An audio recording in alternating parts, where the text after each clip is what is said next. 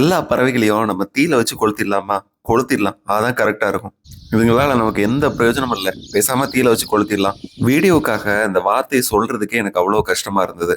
ஆனா சில மனுஷங்க உண்மையிலே அத செஞ்சுடுறாங்க. நாய்களாவது யாரையாவது கடிச்சு பிரச்சனை ஆகுது. ஆனா அந்த பறவைகள் யார என்ன பண்ணுச்சு? நாய்களுக்காக குரல் எடுக்கிற யாராவது ஒருத்தராவது இந்த பிரச்சனைய பத்தி பேசியிருப்பாங்களான்னு எனக்கு தெரியல. ஒருவேளை இதெல்லாம் ஒரு பிரச்சனையான்னு சொல்லி விட்டுருக்கலாம். ஆனா எனக்கு மனசு கேட்கல. அதனாலதான் பேசுறேன். பெங்கால் தூக்கணாங்குருவி, வரி தூக்கணாங்குருவி, முனியா, பிரினியாங்கிற மாதிரி குட்டி குட்டி குருவிகள் இந்த சம்பு செடியை தான் டிபெண்ட் பண்ணி வாழுது. செடிகளுக்குள்ளதான் இது கூடு கட்டி குஞ்சு பொரிக்கும். நான் நடந்துட்டு இருக்கிற இடம் ஏரி இருக்கிற இடம் தான். ஏரியில தண்ணி குறைவா இருக்கிறதுனால இந்த இடம் முழுதும் சேரா இருக்குது.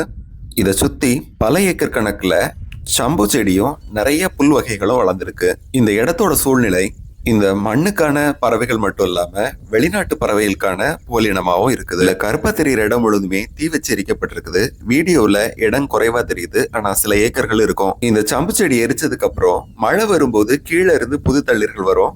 அத மாடுகள் விரும்பி சாப்பிடும். அதுக்காக தான் அவங்க இந்த சம்பு செடியை எரிச்சிருக்கணும். இதை கொளுத்தாம விட்டாலுமே மழை பெய்யும் போது இந்த இலைகள்லாம் ஈஸியா அழுகி போய் புது தளிர்கள் வரத்தான் செய்யும். அது கொஞ்சம் நாள் எடுக்கும். வளர்ச்சி வேகமும் குறைவா இருக்கும். அதுதான் மனிதர்களோட பேராசைக்கு காரணம்.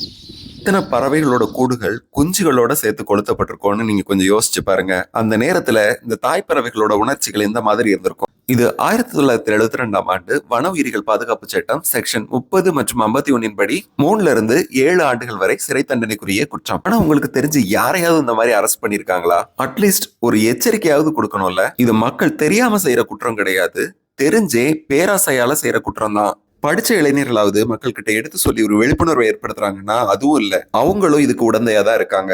இதுக்கு ஒரு தண்டனைன்னு கொடுத்தாதான் மக்கள் திருந்துவாங்க. திருத்துறதுக்கு தான் சட்டங்கள் இருக்குது.